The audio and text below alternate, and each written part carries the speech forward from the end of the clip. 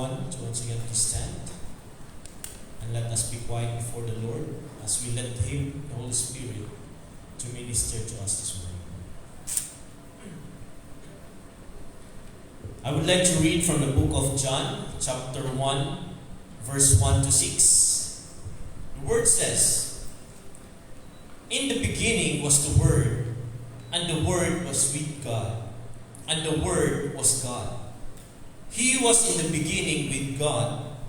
All things were made through Him, and without Him was not anything made that was made. In Him was life, and the life was the light of men. The light shines in the darkness, and the darkness has not overcome it. There was a man sent from God, whose name was John." For our tithes and offerings sa itong kanto, we bring the sacrifice of praise.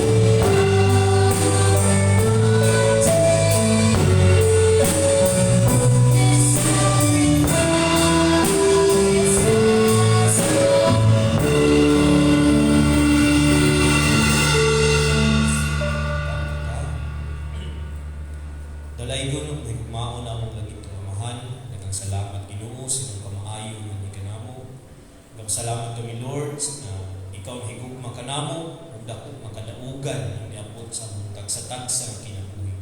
So Ginoo, nagapasalamat kami katungod sa hugma na among nabatunan, Ikaw Ginoo nagadungag ug padayon sa among tagsa-tagsa nga kinabuhi ug pag-renew sa among usog sa matag adlaw na kami Ginoo makapadayon sa pagpamuhat sa imong mga ministries nga gi-entrust kanamo. Nag-aampo kami Ginoo na Ikaw magpadayon pa sa pag-remind ka namo na Ikaw yun ang Ginoo nga among ginalagaran, Ikaw ang Ginoo ang buhi, ug Ikaw Ginoo ang tag-iya o tinubdan sa tanan. Usa Ginoo, nag-aampo kami, especially sa among nasod karon nga adunay pagkabahin-bahin, ug sa among kalibutan nga adunay pagkahuliyang pag-ubot. We pray, Lord, na Ikaw magagiya sa among mga leaders nga nag-handle sa among nasod, na sila Ginoo makabaton sa imong gahom, makabaton sila Ginoo sa kaluwasan nga gikan lamang kanimo. O Ginoo sila damo dira kanimo aron Ginoo adunay dako nga kausaban na moabot sa ilang kinabuhi ug sa among kanasugan. Lord, we also pray for our local government sa Davao City, Ginoo, na Ikaw magapadayon sa pag-amuma kanamo, especially Ginoo sa mga tao nga nagapangalagad dira kanimo. We pray, Lord, also to our brothers and sisters nga magadala sa imong mga pulong karon, giyahi sila Ginoo, tagai sila og kaalam, wisdom nga gikan kanimo. Aron Ginoo ang mga tao nga magapaminaw, ang tao nga maganda subaybay, Lord, makabaton gyud dako nga kausaban sa ilang kinabuhing pinaagi sa imong mga pulong. Ginoo nagaamo usab kami sa tagsa-tagsa karon nga naa diri. Ilabi na Ginoo sa mga tao nga padayon nga nagasuporta sa imong ministry. We pray, Lord, that you will bless them. Dili lang financially, Ginoo, kundi sa ilang mga kalawasan, sa ilang emotion, Ginoo, sa ilang family. Ikaw mag-bless kanila. So, my Lord, we are praying for these tithes and offerings na naadiri karon, Ginoo.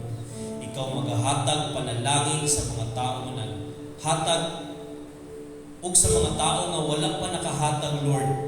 I pray nga ikaw mag-abri sa ilang kasing-kasing ug sa ilang una-una, Ginoo.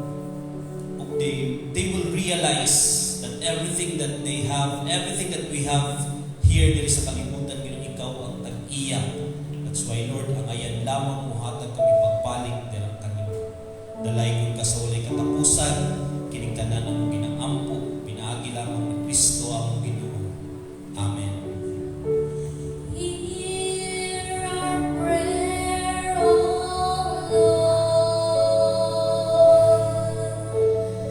Hear our prayer, O Lord. Incline thine ear to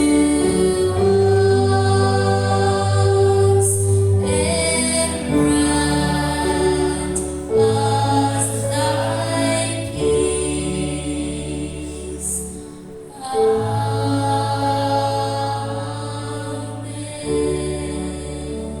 Amen. Baliw ng likod. Likod ng tanan. So, I know na andam na atong tagsa-tagsang kasing-kasing karon sa pagpaminaw sa pulong sa Ginoo. Amen? Amen. So, dili natin lugayin ng panahon. Okay, na-aday tayo special number. No? So, atong ihatag ang time sa ato ang magahalad sa ilahang special number. Ato silang palakpakan.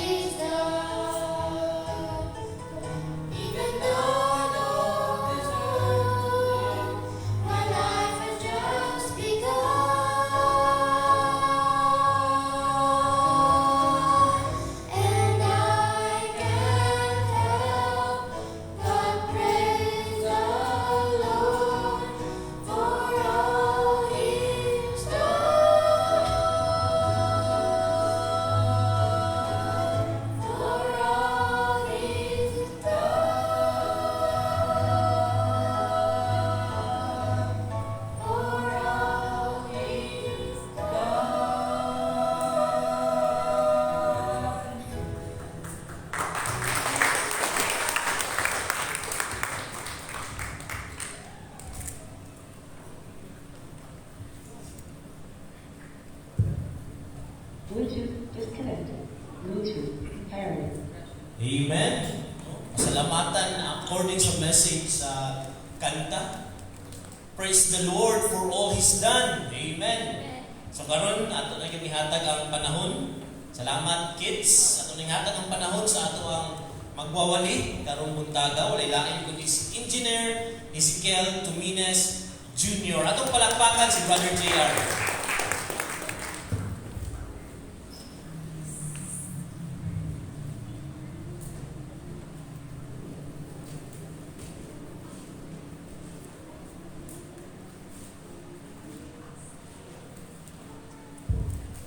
Thank you, Pastor Ton. Amen. Napanalingin ng tanan sa kanta. Hallelujah. Ito ang message sa music mo for all is done. We can praise God for everything. Hallelujah. Okay. Happy New Year. Kinsa diri ang naka-experience kinsa ba diri during sa Christmas and New Year vacation adunay ginatawag na reunion sa family. Friends. Amen. Naka-reunion yun tanan, no? Okay. Next question is this. Kinsa din ang naka-experience of drama sa pamilya during reunion? Saan po sa drama? Drama. Kanang usually pag may family drama, kanang drama nga higayon na makita lang nimo sa palabas or nakita po sa iyong pamilya. Kuning rin nga family drama. Kinsa naka-experience ana? Amen. Sa tawhanon nga celebration, especially sa mga lugar, daghan yung kayo nagdrama dito sa mga lugar pag-abot sa panahon nga Christmas vacation, reunion, kaya nga naman, makabot na dito sa iyong panimalay, ang ilatag ana, upat ka case na redors. Pag sugod ana, okay pa na. Pag-abot na galaon na las dos, matingala lang ko, samok na kayo sa nagawas. Kaya nga naman, ano may drama? Pag nakainom na, daga naman gawas sa problema nga wala na reconcile, magyaw-yaw na magsinubaganay na wala.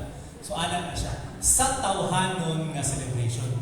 Pero Kristohanon man ta, kung sa man usually pag-abot sa reunion atong gina-priority. Praising the Lord. Amen. Pulong sa Ginoo. Ikaduha, ang pagkaon. O, gina siya. Una, pulong sa Ginoo. Tunguna, katong sa akong pamilya, katong di pa ko Kristohanon, usually pag-abot ana dito sa reunion namo. Nakasagaran yun ana, pagkaon, yung magulat yung og regalo. At ako nito mo magulat ng regalo. Pero pagkahuman yun ana, pag tunga-tunga sa gabi, mag-away-away na ako mga auntie o mga ampon. O na siya. So, mo na ang rutina mo tungon na kada December. No? But at the end of the day, mag-reconcile mo kung sila katugayan. Kaya mawala ng itong kahubog sa kung mauyuan tungon na. But, provided that, differentiate yun ninyo ang celebration about true celebration sa Kristohanon o sa tawhanon. Nag-i-differentiate. Amen? So kung kamo papilion, kung sa may gusto nyo nga celebration, dirigyo ka sa Kristohanon nga celebration. Kaya nga naman, busog ta perminti, walay samok, mga tulog pagkaog magpresko kanta. Okay? Amen. Okay. Ang ako ang pagtulunan karon is drama pud ni. Okay? Story from the Bible ang ginatawag na family drama. Mas bugat ni siya. Okay? Makita na to ang context sa Genesis. Mag-start ka sa chapter 16. So ato sang magsugod sa ta sa Genesis chapter 16 verse 1 to 2. Ako ginahanglan tanan sa pagtindugi in reverence to the reading of the Word of God. Amen. So, let's read Genesis chapter 16. Okay? Okay. Now Sarah, Abraham's wife, bare him no children, and she had handmaid, an Egyptian whose name was Hagar. Okay. And Sarah said unto him, unto Abraham, Behold, now the Lord hath restrained me from bearing. I pray thee, go into my maid, and it may be that I may obtain children by her. And Abraham hearkened to the voice of Sarah. Okay, ang Ginoo ganun panalangin sa mga pulong, makampo kita. Ang most gracious and loving Heavenly Father, we thank you, Lord God, for the opportunity na kami Ginoo makapaminaw sa imong pulong, and also the opportunity to reflect and to understand what had happened during at this time. Thank you, Lord God, for being with us as we tackle your word. Thank you for everything that you have done. In Jesus' name we pray. Amen and amen. Akong yan yung tanan sa paglingkod. Amen. Okay. Ang title karon is, the sermon title na akong i-share kaninyo is, From Waiting to Wilderness to Reconciliation. Okay? From waiting to wilderness to reconciliation. The first thing to understand as we read the book of Genesis, it talks about Sarah making a decision. Okay, so kung mga tao din nga wala pa kaila kung kinsa si Sarah is asawa ni Abraham. So kinsa man si Abraham? Abraham is the father of all nations. So God made a promise to Abraham and Sarah that He will become the father of all nations. Mo na ang kisaad saya. But through the time sa story, kung basahon na itong Genesis, kung sa may nahitabo, dugay. Di ba? Dugay. So, kaning gibasa nato, this is the moment Sarah tried to take control. Sarah tried to take control. You know what? God had already promised them that they will become, Abraham will become the father of all nations, and si Sarah will be mamubor sa pataan. So, those are the promise. Motong promise nga gisaad sa Ginoo siya.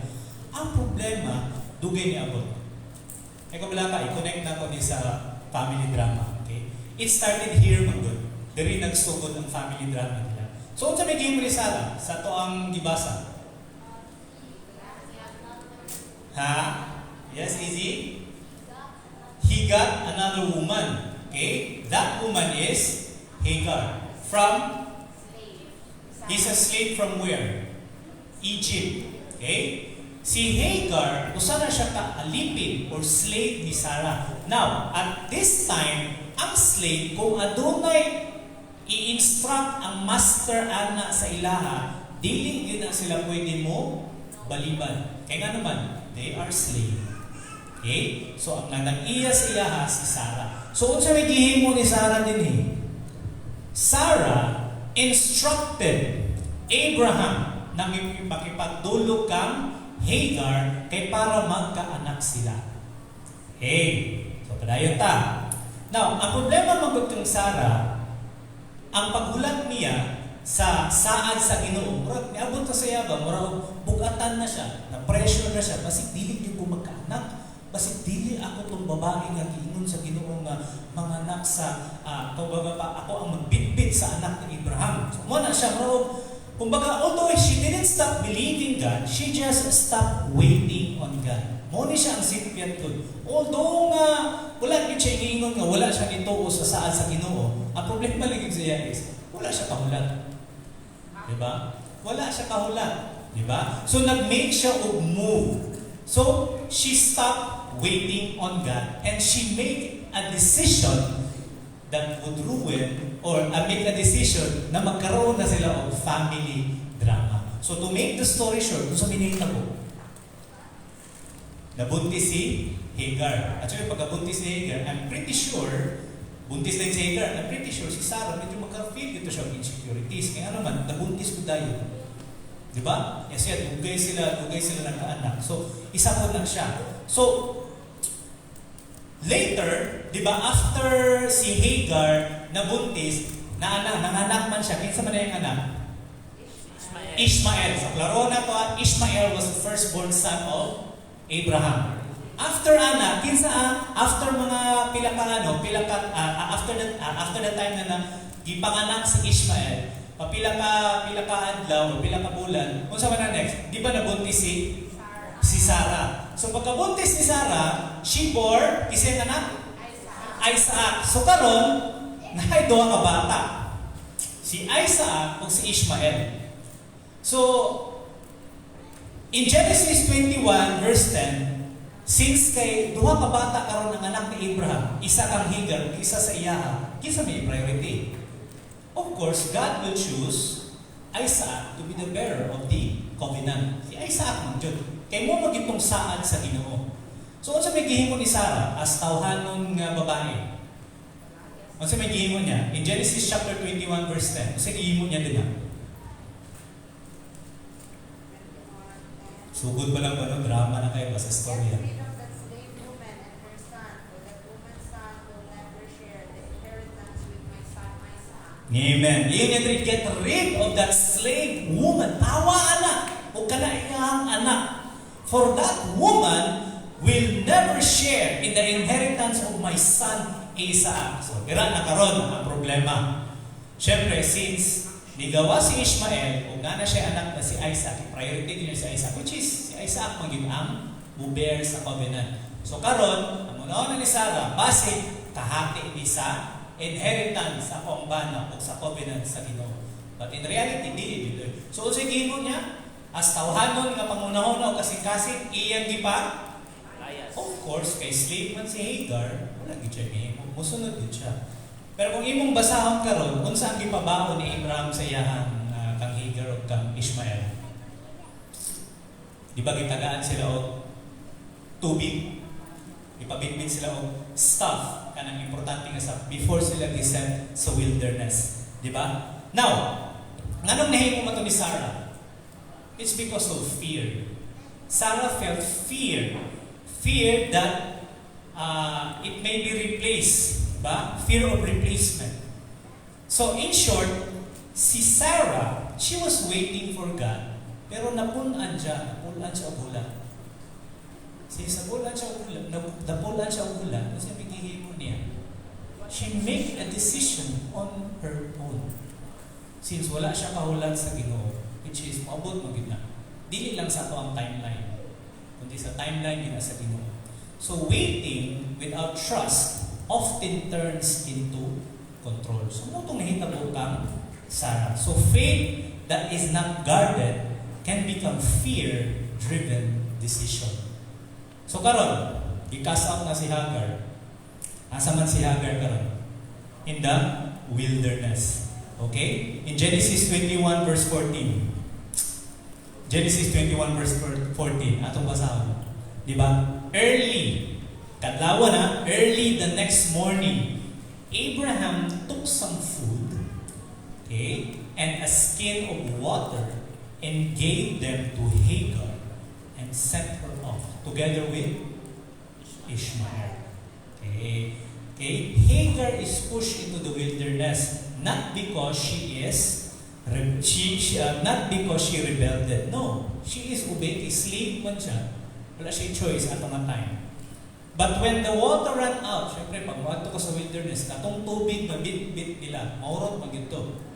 So when the water ran out, in Genesis 21 verse 16 to 17, kung sige sulti din na, she began to cry. Nabalaka na siya, kaya nakon siya yung bata. Diba? Na siya yung bata. Although ang pagkaon, nagibit-bit nila o tubig, hurot na. So saan niya karoon pag-survive? So she began to cry. Next is, and God heard the boy crying. Amen. Diba? Earlier in Genesis 16, Hagar had already learned something about God. Although Egyptian siya, but because she was with Abraham, she knew who God is. Okay? Now, in Genesis 16, verse 13, she gave this name to the Lord who spoke to her, Elroy. What is Elroy? You are the God who sees me. Now, ang kanina story mo is not about the characters of the Bible. It's how God, kumbaga pa, ginaon sa iya pag-take care sa iyang katawan. Ishmael is the bloodline of Abraham. Of course, he needs to take care of Ishmael. So, gipasagdan ba niya si Hagar og Ishmael? Unsa may gi-promise niya sila? God promised something to Ishmael and Hagar. He will become a leader of the nation. Di ba? Gitagaan gihapon siya. Pero dili lang mo agi sa iya ang covenant. Okay? Kay Isaac lang. So in short, people may send you away. You don't know, Abraham and Sarah sent Hagar away. But God still sees and hears and provides for them. So sometimes, kung atong unaw-naon, Hagar and Ishmael, although they were sent out, but still, God protect them. Since Ishmael is the son of Abraham. Okay, so karon, this moment ties Sarah and Hagar together. In Genesis chapter 21, verse 12 to 13, di ba? Ang gingon din do not be so distressed about the boy and your slave woman. I will make the son of the slave into a nation. Also because he is your offspring. So wala gipasagdan sa Ginoo ang anak ni Abraham na si Ishmael. Okay? So God protects the covenant through Isaac, and at the same time, the life of Ishmael at the same time di tagaan gihapon niya o kumbaga pa promise na mahimo siyang nation, ano? I will make the son of the slave into a nation also because he is the offspring of Abraham. So God can be faithful to His promise despite all. So now, there are the two brothers, Isaac and Ishmael. In the later part of the story, nag-reconcile ba sila?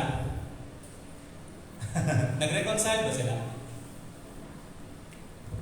Mga kaigsoon, it's very important to understand the history of the Bible so that you may know, pagabot man good, the story of the Old Testament brings you to the story of Christ. So, kinahanglan, may bawaan din ninyo na kung asa mo aki ang bloodline. Asa kay nga bloodline gikan si Kristo Jesus? The bloodline of David. Di ba? So, tanaw na ito na siya kung asa nagikan siya. That is the covenant na ginaingon. From Abraham up to Isaac, from Isaac up to Jacob, then Jacob up to Joseph, ang line ni Christ, hindi kang Joseph, kundi kang Judah.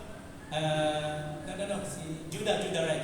Dira ang line. And then David. So it's a very long, so dapat understand niyo na siya kung asa gigikan si Kristo Jesus. The Old Testament is a guideline through Jesus Christ's story. So diri ta magsugod. So karon, Isaac and Ishmael reconciliation without words. So years had passed. Pila ka tuig ang nawala. Namatay na si Sarah. The same time, namatay na po si Abraham. The scriptures record something quite quiet but very powerful. In Genesis chapter 25 verse 9, kung basahan nato din na sa may nahitabo. Genesis chapter 25 verse 9. His sons, plural, Isaac and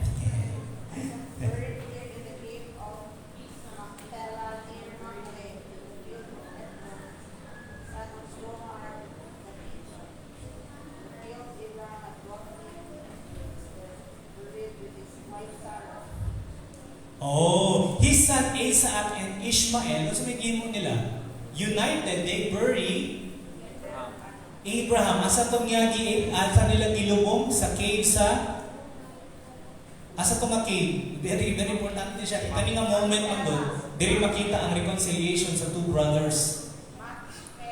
Machpelah. So makita nato, di ba, gilubong nila naman. No rivalry, no argument. Kung sila naglalis dito, wala sila nag-away dito, wala na record.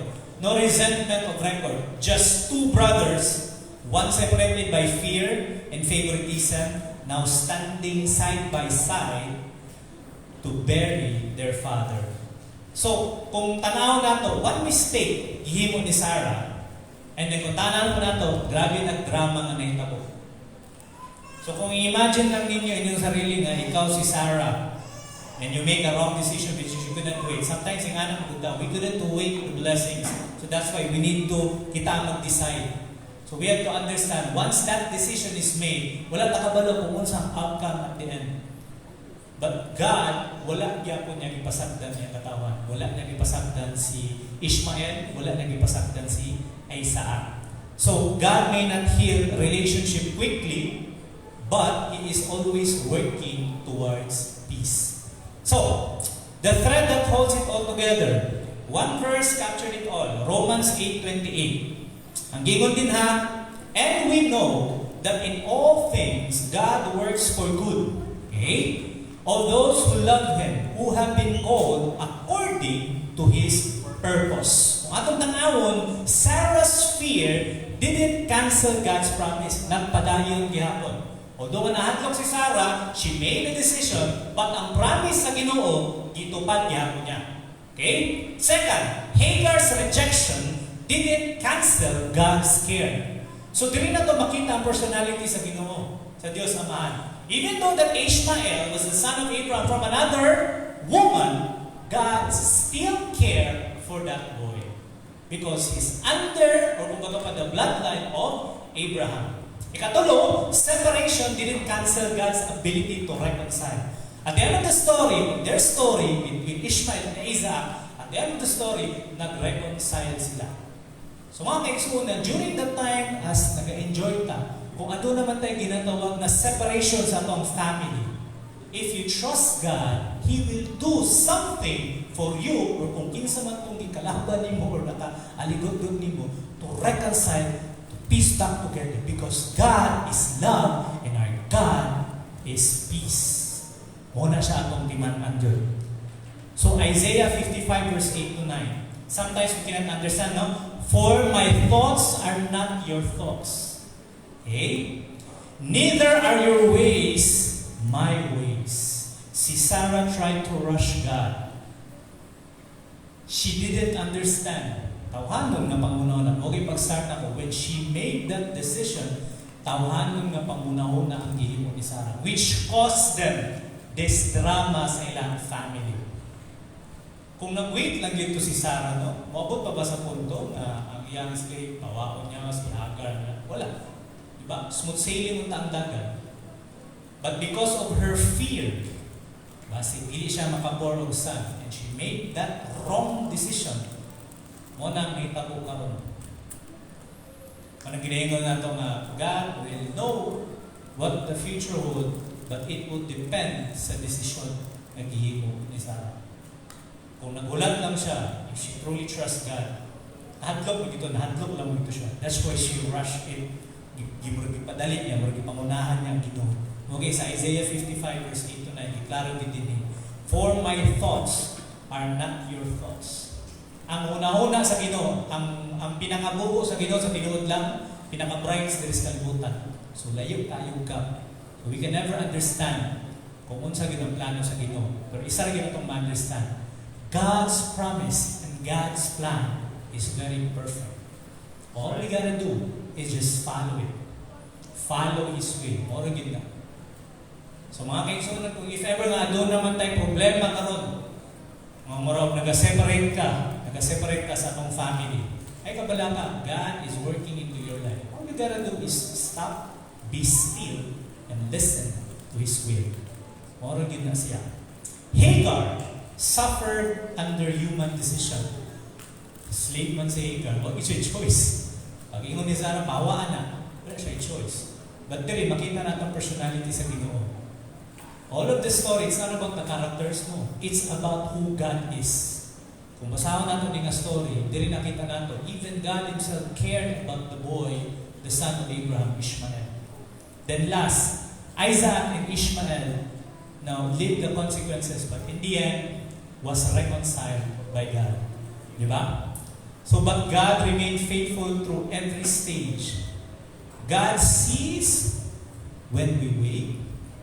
God hears when we weep or cry. And God heals what time and people break. So, muna itong timanan natin.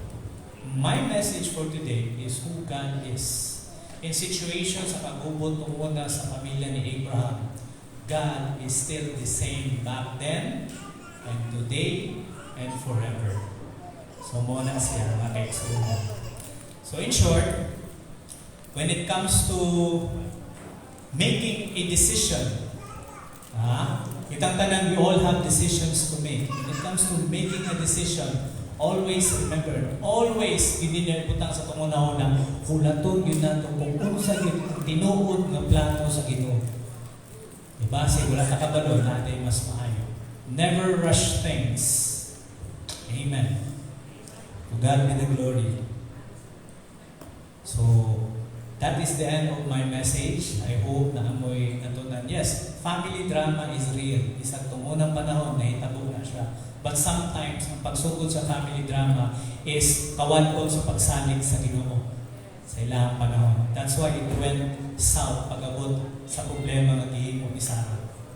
But at the end of the day, kung atong tanawon, kung atong basahon, God is still faithful. He is still, kumbaga pa, iya gihapong gitupad ang iyang saan kaya Sarah o Abraham. Despite of, di ba, when the Israelites, tumakatawang sa tao na sa wilderness for 40 years, wala gid sila gipasagdan. God provided them what they eat, what they drink. Di ba? Bisag stubborn kayo sila, wala gyapon sila gipasagdan.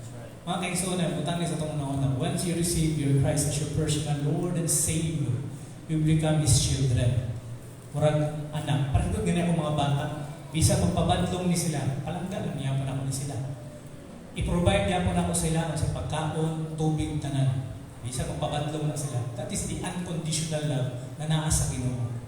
Even though we make wrong decisions, and moabot sa panahon nga ng wrong decisions, moabot sa panahon nga it would result into something devastating. But still, pagpabilin gihapon ang gugma sa Ginoo. God still cares for you. Pangitahan niya po niya pamaagi na maayos na ang imong problema. Sa problema nga imong gihimo. Because God never made that problem. Kasagaran yun anak, hinimuan yun sa mga tao. So, kaning lesson nga makita nato sa family ni Sarah ni Abraham at that time, dili nato ma-realize that waiting for God is very important. Although blessings, kaning i-mention sa akong asawa perminti, ang blessings, dili giningon nga kita, ato ang timeline ang sundod. Diba? When we pray something, Lord, gusto na ko yung Lord, yung pagdugay na gana, wala na ni. Atong timeline, dili dapat ang atong timeline ang sundod. Kung kinsang timeline ang sundod, Diyos naman. You pray. Tulo ra man ang answer sa Ginoo. Yes, no, and wait. Pero sigurado kita, tubagol gina sa Ginoo. Diba? Mugay na sometimes sa, for example, sa trabaho or sa business, dugay magiging mo kasi inso niya akong negosyo. Ano mo kaya nga katapos? So you have to pray to God, Lord, what did I do wrong? So sa mo, ay anak na siya when we started the business, isuda rin, dugaya rin. Ano man yun? So we have to understand, we have to wait until nakakita ang system, nagpadala Ginoo tarong na tao, etc. Karon makita na mo na ang business, it goes smoothly. Moro yun ang importante. Ayaw yung pangunahi ang Ginoo. Kaya doon ay tarong o maayong plano siya sa ato. Moro na siya. Kaya kung once mapareho ta kang Sarah, make a decision, sigurado din ta. All south, padulong din na. So again, mga kaigsunan, it's a reminder for us that God's promise, no, ang saad sa Ginoo, dili Ginoo sa kung adunay saad ang Ginoo sa tuwa, He will fulfill it. Ayaw lang gid siya pangunay. Salik lang. Muna ginaingon nga, trust the process. Ano gina siya? Let's just trust the process. Let's just do His will. Let's just do everything for His glory. And God will do the rest. Diba sa itong favorite verse kayo na ito? Seek ye first the kingdom of God and His righteousness, and all of these things shall be added unto you. So mga kaigsunan, trust the process. Do His will. Diba? Analagin na siya. Let the people know that Christ lives in you. Origin na siya. Do His will. As a Christian, ang number one din natin i-take is that we need to follow what Christ is teaching. That's the righteous way. And all of these things, all the desires in our heart will just follow. Analagin na siya. Amen? 2025 may be very hard sa tuwang tanan. Yes. I can feel you. Kami po, 2025 is very hard. But still, we stand firm. Ano man, kinabutang na mo sa muna, stewards lang midinitanan. Diba? So, kaning kalisdanan is just a way of God preparing us for something big. Hallelujah. So more gina siya. Again, wait for God's blessing. Wait for God's promise. Never ayaw yung pangunahin ang Ginoo. More gina siya. Amen? Amen. Praise God. Atong iduko atong mga ulo ug magampo kita. Yes, Lord God, we thank you, Ginoo, sa tanang gihimo sa mga kinabuhi. Lord God, kung aduna maminahimo na dili makahatag himaya kanimo, na pa namong Ginoo, Lord God, ikaw ang kapasaylo ni Ginoo. Salamat, Ginoo, sa pulong na imo ang i-share kanamo. May Lord God na amo ni siyang katibigan sa mong kasing-kasing. Salamat sa lessons, Lord God, that we need to wait. Kadili ka namong pangunahan, Lord God. That we know that your promise, you will fulfill your promise. We thank you, Lord God, for that. You are the same yesterday, today, and forever. We will just trust the process. We will live our life, we will live our lives to give glory and honor to you, Lord God, righteously. Thank you, Lord God, for everything that you have done and what you're going to do through us, because this we ask. In Jesus' name we pray. Amen and amen. Ato palampakan ang pagbuhay ng Diyos. Amen.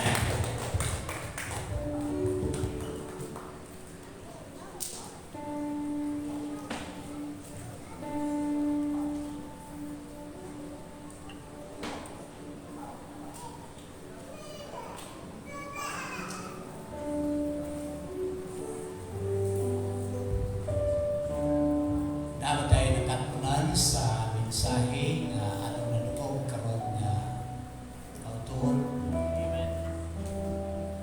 Pila ka ninyo ang dugay na nagulat apan hangtod karon wala pa niabot. Kung dili mo abot, iba maghimo ng plano na kita na'y muuna. Kaya ang pagulat, dili man sa yun. No? Si Sarah, bisaaran nga matagaan siya anak, bisan pa sa iyang Panginoon. Apan tungod lagi sa kalisod sa pagulat. Base niya ay dili matuman ang risaad sa Ginoo. Siya mismo ang naghimong pamaagi aron mahulipan kadtong iyang gihulat nangandoy nga makabatog anak, pero dili anak sa laing babae, anak nga iyang kaugalingong anak nga gisaad sa Ginoo.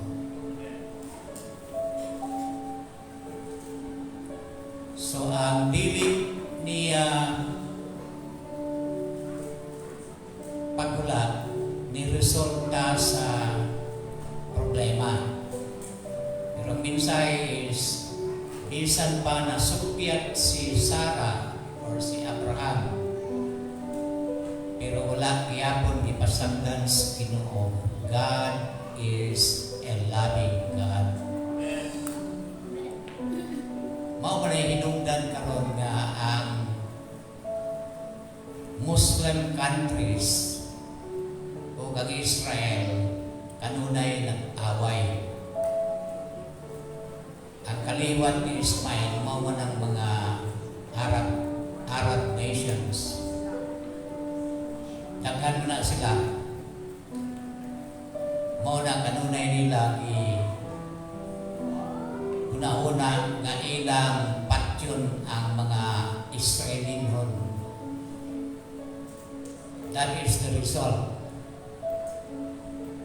Pero kinsa may panaligdan sa Ginoo kung mahitabo gid ng gubat, He will protect His own people.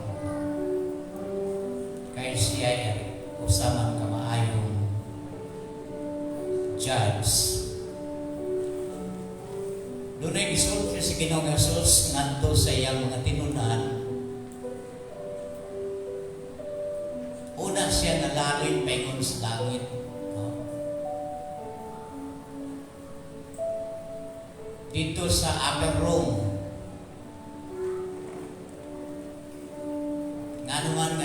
sila sa upper room tungod kay ang mga disipulo ni Kristo doon na sila'y kahadlok tungod kay ang mga dagko ng grupo sa relihiyon, mga Parisiyo, mga Sadducees, gusto nila po patyuntanan ang mga disipulo ni Kristo. No? Mao nga naa sila sa upper room, kauban si Kristo. Apan niabot ang panahon nga siya nalalin. Apan huwag pa siya nalalin, doon na siya gisulti, no? Akong i-quote. Ingon niya, "Do not leave Jerusalem, but wait for the gift my Father promised, which you have heard me speak about." Mao na ang gisulti ni Kristo. Ingon niya, "Mawala ko, pero ayaw mo pagbiya diri ini nga lugar. Hangtod nga dili kamo mapun-an o moabot ang saad ng maong balang Espiritu Santo." So nahitabo sa Acts chapter 2 nga niling abot yun ang balang Espiritu Santo. Pagkahuman, wala na sila nahadlok sa mga persecution. Why? Because the Spirit of the Lord gives them courage to stand for their faith. Ingon nga tao mahadlok yun ta. Pero kung gamhan kita sa balang Espiritu Santo, willing kita mamatay for the sake of Christ. Pero kung wa ang Espiritu Santo dili kanado, hadlok kita, di kita kaulan. Pero ang tao nga naanay Kristo, puno sa gahom sa balang Espiritu Santo, bisan unsa pa ang kalisdanan mag-aabot, andam siya matubang sa kalisod o kasayon tungod kay ang iyang kinabuhi is being dedicated in Christ. So after this, sa atong closing song and closing prayer, atong tigumon, ipundok, o regroup ang atong sarili, women's, youth, o ang atong deacons, no? And then reflection sa mensahe niya mag-ampo. So atong mga tig-serve o merienda, i-serve ninyo sa lingkuranan di nagpundok ang mga kauban nato. Ayaw tagain ng kalakaw-lakaw, kana lang naglingkod o nagpundok kay mag-adto man ta sa prayer meeting. So after this, you form yourselves as a group, and then the merienda will be served sa inyong grupo para ang tanan matagaan. Okay? So let's sing the last song, and shall we all rise?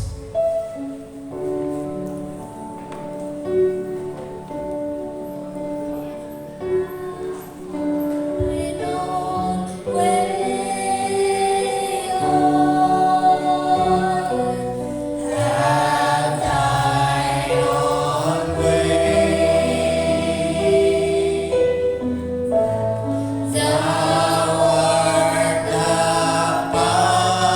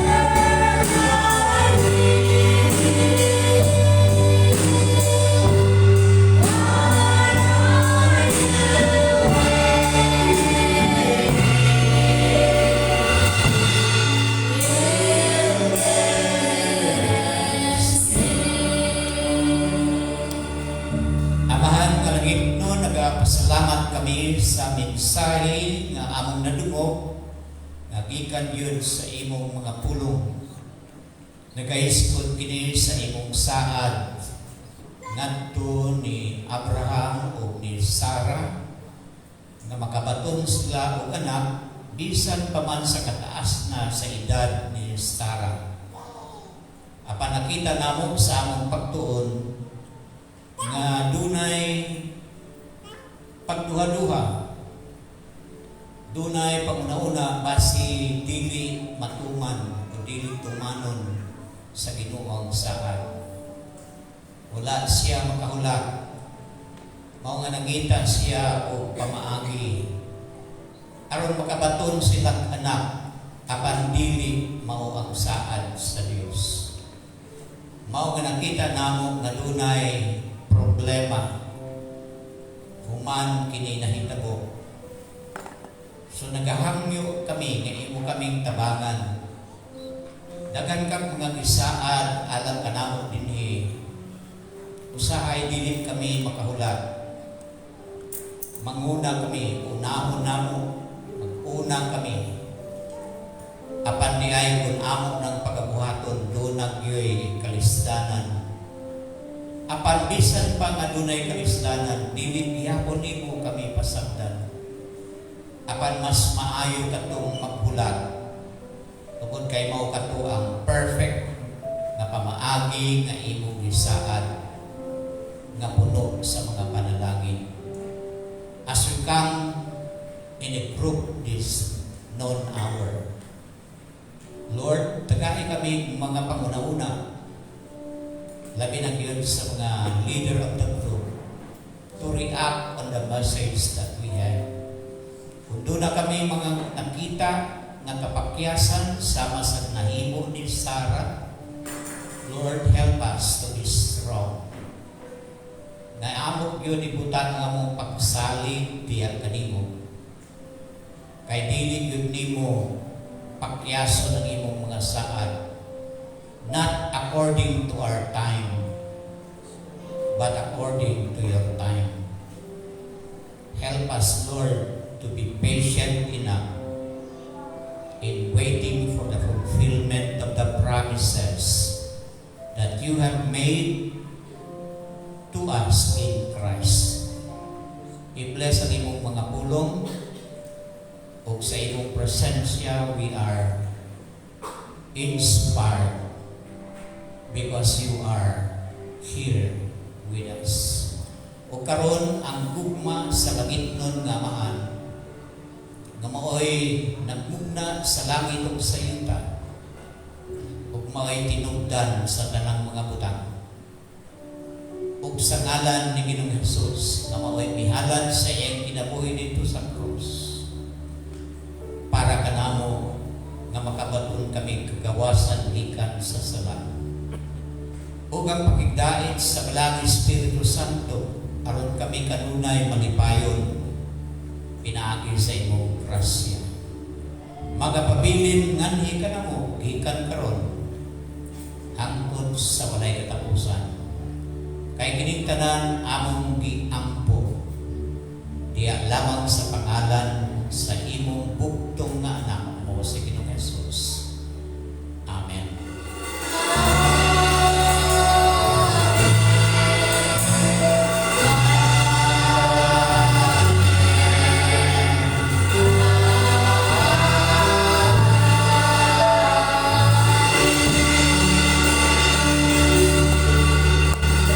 Ato palakpakan ang atong buhi nga Dios.